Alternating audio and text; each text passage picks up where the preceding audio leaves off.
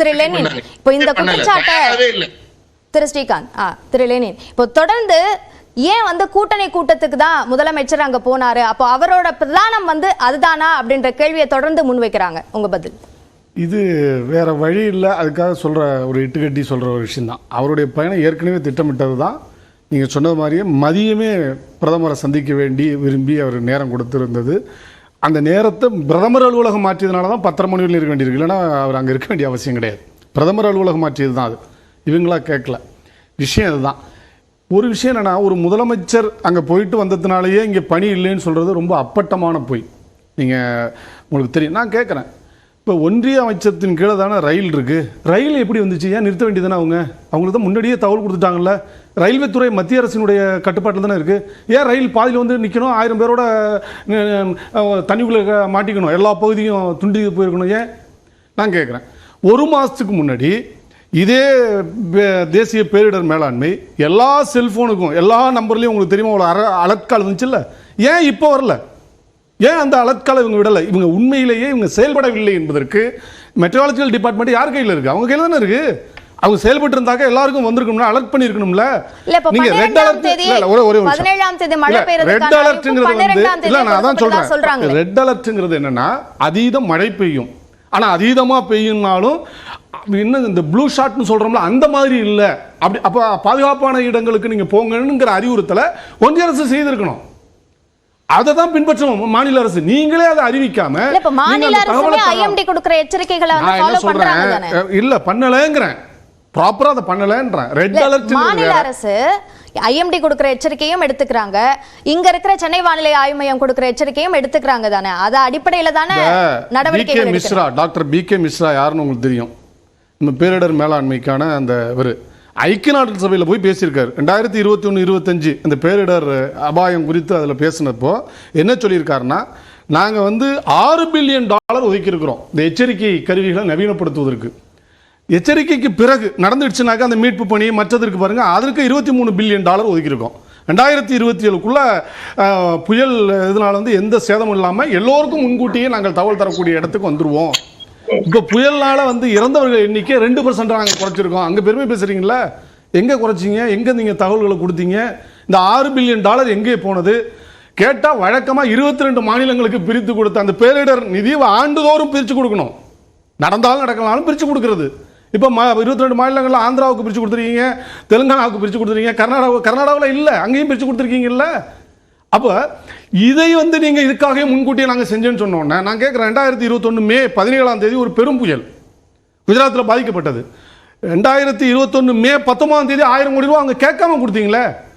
அப்போ எந்த யார் போய் பார்வையிட்டு வானியல் அடிப்படையில் பார்த்து கொடுத்தீங்களா? கர்நாடகா கேட்ட ஒரு நிமிஷம் கேள்விக்கான கேள்வியை வாங்கிட்டு அதற்கான பதில சொல்லுங்க. இப்ப சென்னைக்கு 4000 கோடி ரூபாய் ஒதுக்கப்பட்டது. இப்போ அதுல எவ்வளவு சதவீதம் செலவு செய்யப்பட்டது அப்படின்ற கேள்வியை அவங்க தொடர்ந்து எழுப்புறாங்க. முரண்பட்ட தகவல் வருது அப்படின்ற ஒரு குற்றச்சாட்டையும் தொடர்ந்து முன்வைக்கிறாங்க. இப்போ எவ்வளவுதான் செலவு செய்யப்பட்டது, எவ்வளவு சதவீதம் வெள்ளை அறிக்கையா வெளியிட்டாங்க.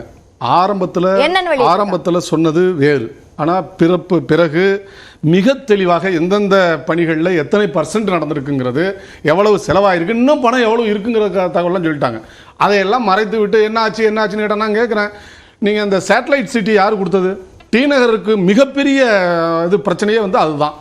ஏன்னா அது வந்து எந்ததோடையும் கனெக்ட் ஆகாமல் உயரத்தை அதிகமாக்கி, இன்னும் சொல்ல போனா நடைபாதை அகலமாக்கி ரோட்டை குறுக்கி, அதான் அதை சரி செய்யறதுக்கு தானே இந்த பணம் செலவிடப்பட்டது. இதுவே வந்து அந்தந்த நகரங்களினுடைய தகவமைப்பை பார்க்காமல் நீங்க ஒட்டுமொத்தமாக கொடுத்ததனுடைய விளைவு தான் இந்த பிரச்சனைன்னு நான் சொல்றேன். அதனால தான் இந்த விளைவுகள். நீங்க தமிழ்நாட்டில் இந்த பாருங்க, ஜல், தானே, நீலம், நடா, வர்தா, ஒக்கி, கஜா, நிவர், புரவி, இப்போ வந்து மச்சம் எல்லாம் வந்திருக்கு. கஜா புயல் நிவாரணம் நம்ம வந்து கேட்டோம், எவ்வளோ கொடுத்தாங்க சொல்லுங்க. 3% கூட கொடுக்கல. கஜா புயல் காவிரி தீரத்தை அழித்தது. ஒரு தென்னை மரம் கூட இல்லை. நிமிர்ந்து நின்றுச்சுன்னா அந்த கட்டடங்களில் மறைஞ்சிருந்த தென்னை மரங்கள் தான். வாழ்வாதாரமே பாதிக்கப்பட்டது. ஒன்றிய அரசுடைய பங்களிப்பு என்ன? உங்க அதிமுக ஆட்சி தான், உங்களுடைய கூட்டணி கட்சி தான். அவங்க கேட்டதையாவது கொடுத்தீங்களா? நீங்க எதிர்கட்சிங்கிறது 2வது விஷயம் இருக்கட்டும். அப்போ இதெல்லாம் பிரச்சனையா இருக்கு. 2010 2020 வரலையும் இந்த மாதிரி பார்த்தீங்கன்னா 1,40,000 கோடி ரூபாய் கிளைம் பண்ணது.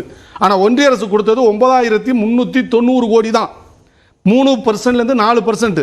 ஆனால் கர்நாடகா கேட்டபோது நீங்கள் பாதி 50% கொடுக்குறீங்க.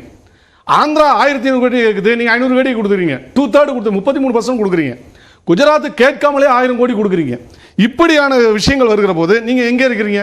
இப்போ ஒக்கி புயல் இருக்கு, அங்கதான் நம்ம மீனவர்கள் பரிதவித்தாங்க. கேட்டாங்க அவங்க இல்ல ஒக்கி புயல் நான் சொல்றேன், ஒன்றிய அரசினுடைய ஃபெயிலியர் சொல்றேன். ஒக்கி புயல்ல மீனவர்கள் தத்தளிக்கிறார்கள். கடல் யார்கிட்ட இருக்கு, வானூர்தி யார்கிட்ட இருக்கு, நீங்க தானே அங்க போகணும். நீங்கள் சரியாக கண்டறியவில்லாத காரணத்தால தான் நூற்றுக்கணக்கான மீனவர்கள் இறந்து போனார்கள். இல்ல இப்ப சொல்லக்கூடாது, நீங்க அப்பையிலிருந்து இப்படிதான் நடந்துட்டு இருக்கீங்கிறதுக்காக சொல்ல வர்றேன். அப்ப யாரு அங்க நின்னது? ஒன்று மீனவர்கள், சக மீனவர்களை கண்டறிந்து யார் யார் போயிருக்காங்கன்னு பார்த்து அவங்க காப்பாற்றினது. இன்னும் சொல்ல போனா கடலோர காவல்படையோ அல்லது நீங்க ஹெலிகாப்டரோ கொடுத்துருந்தீங்கன்னா போய் தேடுவதில் ஈஸியா இருந்திருக்கும். 2 நாள் கழிச்சு தான் அது வருது. அதனுடைய விளைவு தான் பாரிய இழப்பை நம்ம சந்திச்சோம். இப்போ நடக்கக்கூடிய இந்த பிரச்சனைகளை சமாளிக்கிறதுக்கு ஹெலிகாப்டரும் சரி என்டிஆர்எஃப்பும் சரி களத்திற்கு முன்கூட்டியே போயிருக்கிறதாக நிர்மலா சீதாராமன் அவர்கள் சொல்றாங்க. அந்த இடத்துல அரசு அதிகாரிகள் போகல அப்படின்ற குற்றச்சாட்டை முன்வைக்கிறாங்க. மரியாதைக்குரிய நிர்மலா சீதாராமன் அவர்கள் சொல்வது, நான் இப்ப சொல்றேன், இதுக்கு முன் அனுபவம், அதாவது முன்கூட்டியே இது மாதிரி நடவடிக்கை எதுவும் இல்லை.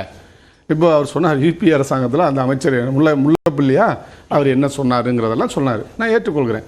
நீங்கள் தான் அதையெல்லாம் கடந்து புதிய இந்தியாவுக்காக நிற்கிறீங்களே, சட்டங்களையே மாற்றுறீங்களே, புது விஷயங்கள்லாம் நாங்கள் தான் பண்ணுறோன்னு பேசுகிறீங்களா, ஏன் இதில் மாற்றுங்கன்றேன். தேசிய பேரிடருங்கிறது என்ன? மாநிலங்கள் தான் இந்தியா, எந்த மாநிலத்தில் பாதிச்சாலும் தேசிய, அதனால் ஒன்றும் பெருசாக வராது, வரி வருவாய் வராது, அவ்வளோதான். அந்த பாதிக்கப்பட்ட பகுதியிலிருந்து வரி வசூலிக்க முடியாது. புனரமைப்பு பணிகள் அதிகமாக வரும். நீங்கள் $23 பில்லியன் வச்சிருக்கீங்கன்னு ஐக்கிய நாடுகள் சபையில் BK மிஸ்ரா பேசியிருக்காரு. அந்த $23 பில்லியன் இங்கே ஒதுக்கி நீங்க செய்யறதுல என்ன இருக்கு? அப்ப ஐக்கிய நாடுகள் சபையில் ஒரு கிளைம் பண்றீங்க, இந்தியா ஒரே ஒரு நிமிடம் இருங்க, ஒரே ஒரு நிமிடம். ஐக்கிய நாடுகள் சபையில் பேசுற போது G20 நாடுகள் அந்த பாதுகாப்பு இந்த மாதிரியான விஷயங்கள், சுனாமிக்கு பிறகு தாங்க இந்த பாதுகாப்பு ஏற்பாடு வந்தது, ஒத்துக்கிறேன். 2006 தான் இந்த சட்டம் வந்தது, 2005 கொண்டு வரப்பட்டு 2006 ஜனாதிபதி அசன்ட்டோட அது நடைமுறைப்படுத்தப்பட்டிருக்கு. என்னுடைய கேள்வி என்னன்னா, எல்லாவற்றிலும் முன் அனுபவத்தை நீங்கள் எடுக்காமல் நீங்களே புதுசா செஞ்சதா புரட்சி செஞ்சதா பேசுறீங்களே, ஏன் இதுல தேசிய பேரிடர்னு அறிவிக்க கூடாது? தமிழ்நாடு தேசத்துல இல்லையா? தேசியங்கிறது என்ன, தேசங்கிறது என்ன? சரி, தொடர்ந்து பேசுவோம். இல்ல ஒரே ஒரு நிமிஷம். பேரிடர் காலத்தில் தொடர்ந்து பேசலாம். மற்றவர்கள் முடிச்சறேன். இதோட முடிச்சறேன். 7 நிமிஷம் கொடுத்தீங்க. நான் இன்னும் 3 நிமிஷம் சீக்கிரம் இல்ல 3 நிமிஷம் நான் நேரத்தை பாத்துட்டு இருக்கேன். இந்த இது வேண்டாம். அங்க 7 நிமிஷம் கொடுத்தீங்கன்னா எங்களுக்கு 4 நிமிஷமா கொடுக்கணும். ஆமா, அதுதான் சமதளத்தை பேணுவாங்க. நேரத்தை முடிவு பண்ணி நேரத்தை வீணடிக்கிறோம். சீக்கிரமா மேடம், சரி அது ரொம்ப அவசியம். சொல்லுங்க. அதனால தான் சொல்றேன். அப்ப என்ன விஷயம் வருதுன்னா, தேசிய பேரிடர் உலக அளவில் எடுங்க. லத்தீன் அமெரிக்க கரிபிய நாடுகள் 80% நகர்ப்புற வாழ்க்கை உலகத்திலே எங்கேயும் கிடையாது. அங்கதான் ஆண்டுதோறும் 25 புயல் 30 புயல் ஹரிக்கேன் வருது 300 கிலோமீட்டர் வேகத்துல. அங்க எப்படி மக்களை பாதுகாக்கிறார்கள்? அதுக்கான முன் நடவடிக்கை எப்படி எடுக்கிறாங்க? அந்த உதாரணத்தை எல்லாம் ஏற்றுக்கொள்ள வேண்டும். இங்க நீங்க என்ன பண்றீங்க? பெருநகரங்கள் இப்ப வருது, பெருநகரங்கள் தான் பெரும் பாதிப்பு கொடுக்கிறது. திரும்ப உங்களுக்கு வாய்ப்பு நான் கொடுக்கிறேன். இதோட முடிச்சறேன். இந்த வைண்ட் அப் நிர்மலா சீதாராமன் அவர்கள் பேசியது வடிகட்டிய அறிவிக்கிறதுல என்ன என்று